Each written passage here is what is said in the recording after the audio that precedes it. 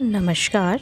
राजनीति विज्ञान बीए पाठ प्रथम के प्रश्न पत्र द्वितीय के अंतर्गत आज हम बात कर रहे हैं शुक्र के मंत्रिपरिषद एवं प्रशासनिक व्यवस्था संबंधी विचारों के संबंध में। शुक्र ने मंत्री को राज्य के 7 अंगों में सम्मिलित किया है और मंत्रियों की आवश्यकता को स्पष्ट करते हुए शुक्र कहते भी हैं कि कोई मनुष्य छोटे से छोटा कार्य भी बिना सहायकों के कठिनाई से कर पाता है।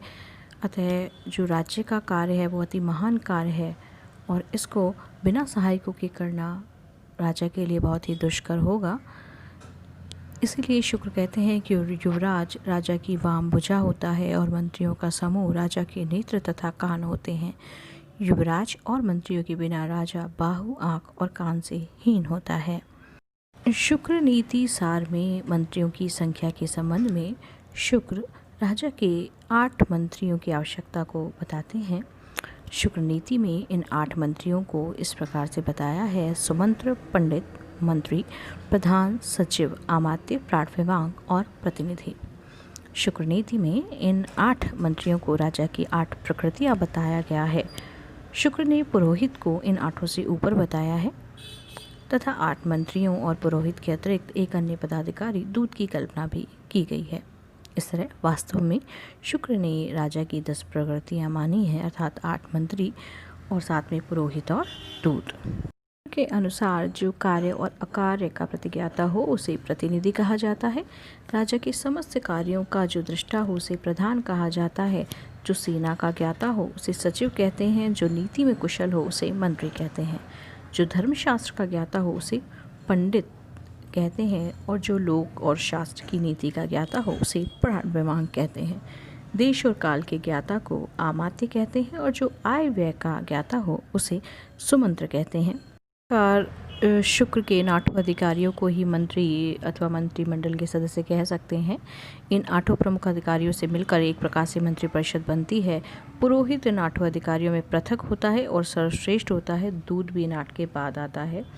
सबसे अधिक महत्वपूर्ण बात यह है कि शुक्र ने इन 8 विशेष अधिकारियों के नाम, उनके विशेष लक्षण और कार्य बताए हैं।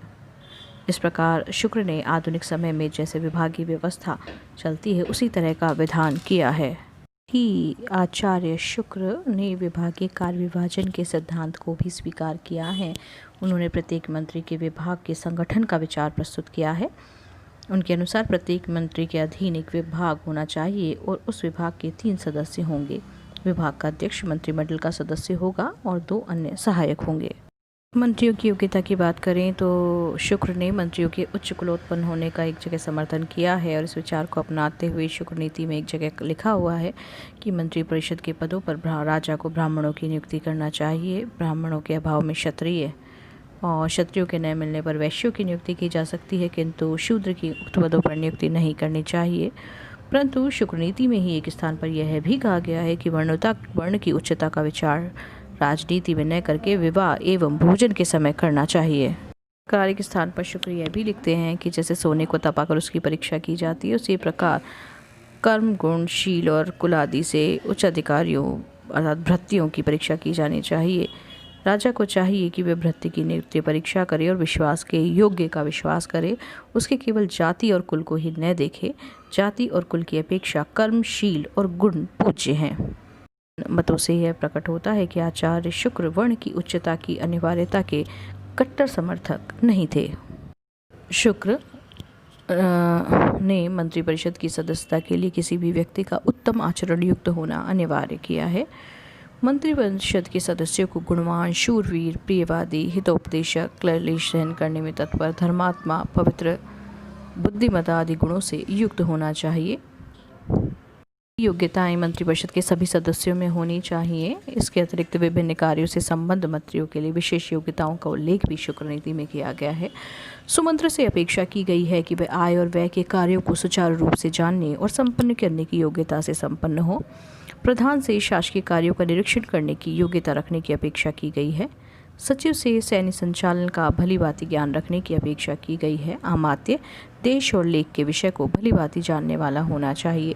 प्राण के लिए आवश्यक माना गया है कि उसे लोक व्यवहार एवं शास्त्रों तथा विधि का ज्ञान हो तथा उनकी इसमें आस्था भी हो।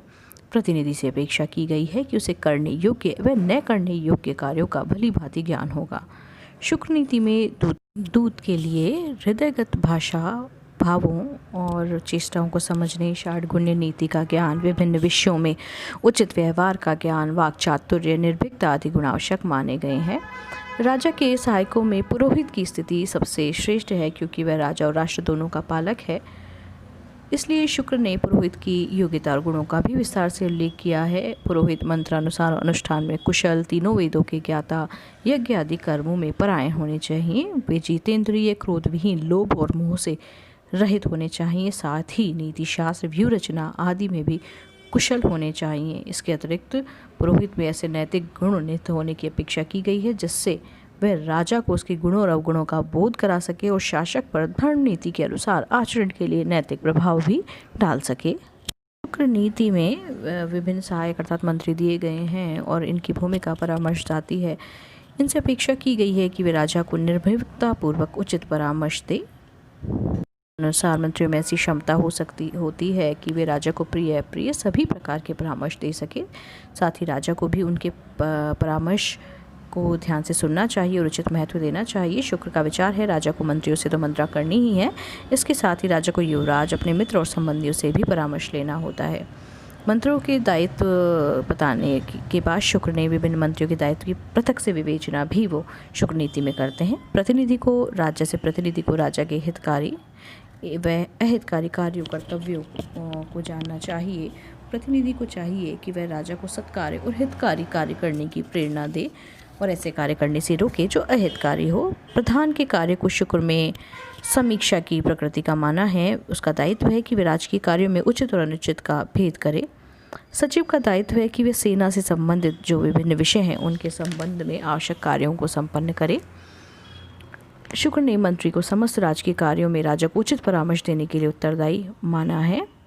प्राण विवांग के दायित्व मुख्यतः न्यायिक प्रकृति के माने हैं। प्राण विवांग को सभा में उपस्थित होकर अन्य न्यायाधीशों के साथ मिलकर प्रमाणों, प्रत्यक्ष अनुमान, दृष्टांत और लोकशास्त्र आदि के आधार पर मुकदमों का निर्णय करना चाहिए। पंडित का दायित्व है कि प्रजा के आचरण में धर्म के पालन को सुनिश्चित करे और समाज के विभिन्न वर्गों के बीच संबंधों को विनियमित करे। सुमंत्र की स्थिति राज्य के वित्त मंत्री के समान है। उनका दायित्व है कि वे वर्ष की आय व्यय तथा स्थावर और जंगम संपत्ति का विवरण राजा के सामने रखते।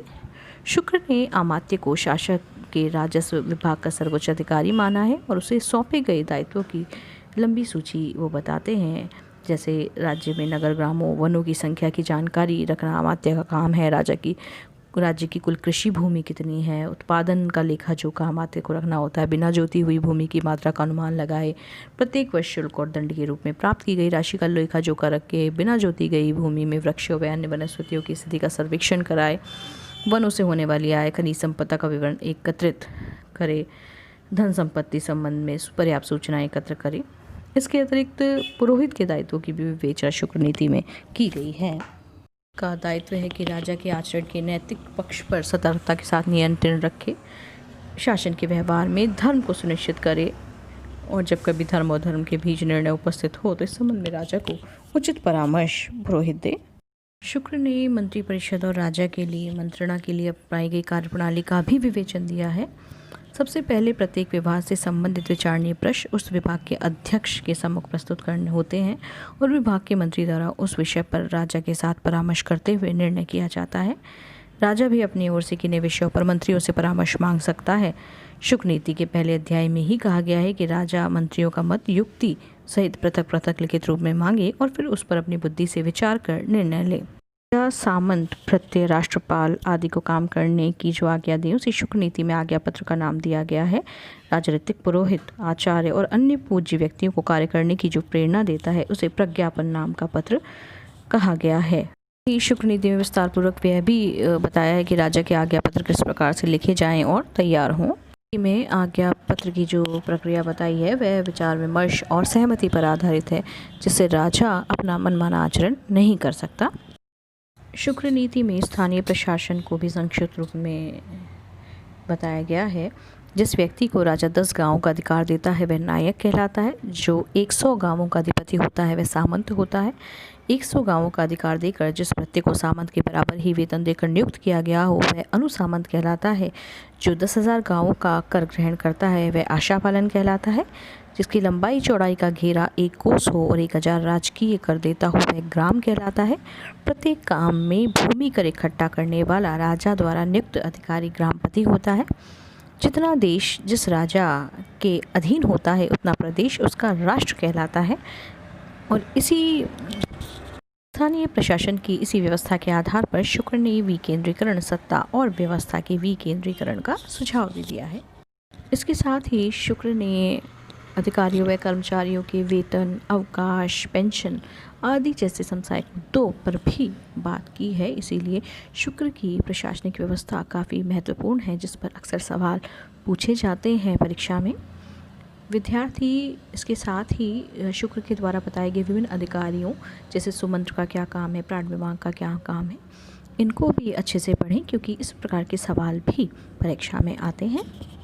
इस प्रकार शुक्र की प्रशासनिक व्यवस्था बहुत विस्तृत एवं महत्वपूर्ण है। धन्यवाद।